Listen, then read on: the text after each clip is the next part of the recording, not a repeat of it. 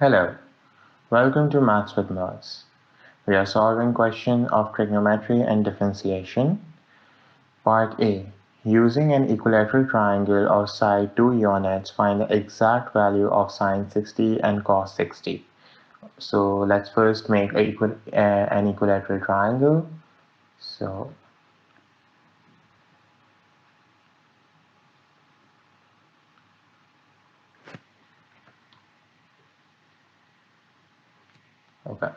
we have 60 over here, 60 degrees over here, and 60 degrees over here. And each side is of 2 units. So we need to find height of this triangle. In order to do that, we can use Pythagoras theorem. So this is 1 and this is 2. So hypotenuse is 2 and one side is squared and h squared. So this is 4, 4 minus 1 is 3. So 4 minus 1 under root is equals to h, which equals to under root 3. So sine 60 is opposite upon hypotenuse, which is equals to under root 3 over 2, and cos 60, so cos is adjacent upon hypotenuse, which is equals to 1 over 2. So here is the exact value of sine 60 and cos 60. Okay. In the next part, it says PQRS is a trapezium in which PQRS equals to x centimeters and QR equals to y centimeters. Angle PQS and angle RSP equals to 60 and QR is parallel to PS. Given that the perimeter of the trapezium is 60 centimeters, express y in terms of x. So first of all, let's just try to figure out the length of PS. So if I draw a straight line from Q to PS and straight line from R to PS. Okay, so since this is 60, if I try to just complete this triangle, this will also be 60 and this will also be 60. So this length will be just x over 2. Okay, this is x, this is also x, and this whole is also x, but we are just considering the half. So this is x over 2 and this is x over 2 and this length is y. So PS is y plus x actually. So now let's take out the perimeter. So perimeter equals to QR plus RS plus SP plus PQ. Okay, so QR is y, RS is x, SP is x plus y, and PQ is x. So, and P is 60. So this is 2y plus 3x. Now I will take x on the other side and divide it by 2. So y equals to 60 minus 3x over 2.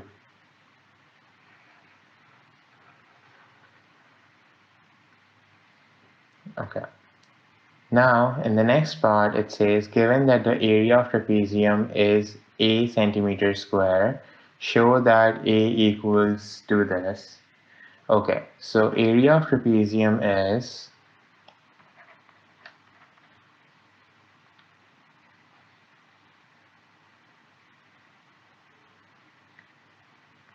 one over 2 into height into sum of parallel sides. Okay, So we need to find the height of this trapezium.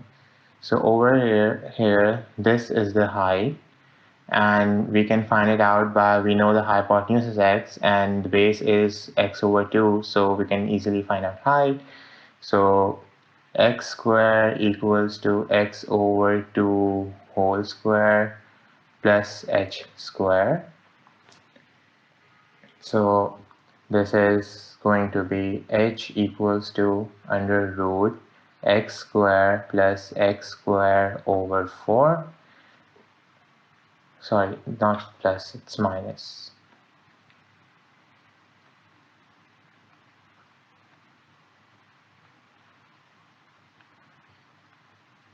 Okay, now we can take out x square outside, and this will be h equals to x over 1 minus 1 over 4. This is 3 over 4, and we can take out 4 outside.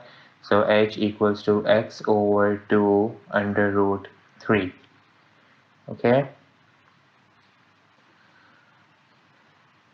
so 1 over 2, h is x over 2 under root 3, and sum of parallel sides will be, so parallel side is y plus x. PS and Q are the parallel sides, so y plus x. So this is 2y plus x. 2y plus x. Okay, now we, in the previous part, we find out the value of y, and we can just simply put it over here. So this will be x under root 3 over 4, and this will be 2 60 minus 3x over 2 plus x. Now I can cancel out this 2 and this 2, and so this will be 60 minus 3x plus x, so this will be 60 minus 2x. So x under root 3 over 4 equals to 60 minus 2x.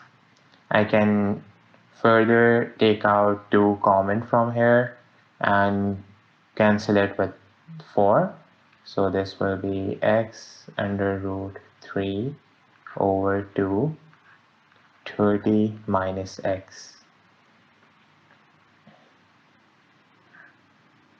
Okay, if I just multiply x inside this bracket, so we will have under root 3 over 2, 30x minus x square, and this is same that we were asked to show.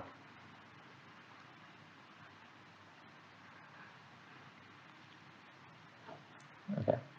In the next part, it says, given that x can vary, find the value of x for which a has a stationary value and determine the nature of this stationary value.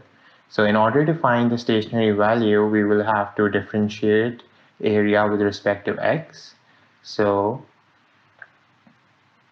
a equals to under root 3 over 2, 30x minus x square.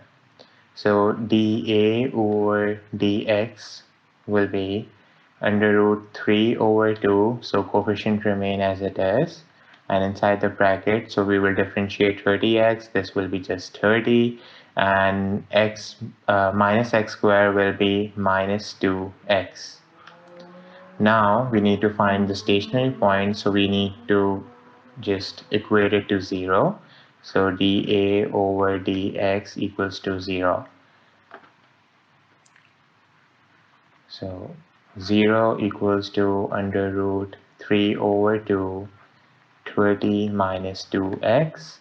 So if I take the coefficient on the other side, it will equal to 0. So 0 equals to 30 minus 2x. I can take x on the other side. 2x equals to 30. X equals to 15. Okay. So we will have stationary point at x equals to 15. Now we also need to find out nature of this point. For that, we will find double derivative. So double derivative, so we will differentiate dA over dx one more time, and this will be under root 3 over 2, and 30 will, if we differentiate 30, so 30 is just a constant, so this will be 0, and minus 2x will be just minus 2, so this is minus 2. So we have negative double derivative, which means that the nature of this stationary point would be that it will be a maximum point, it will be a maxima. So negative, hence maxima. Now I've also made a graph of the equation of area and also equation of its derivative. So have a look at it. So in orange, I have the equation of area, like how it increases as the x increases, and then after a certain point it starts to decrease. Now in blue we have derivative of this equation, and if you notice, so at dA over dx equals to 0, we have x equals to 15 that we found out, and over here we can also see that the nature of this curve is that this is a maxima. At x equals to 15, we have area 194.9 centimeters squared, and this is a maxima. Okay. Hope you learned a lot. Thank you so much.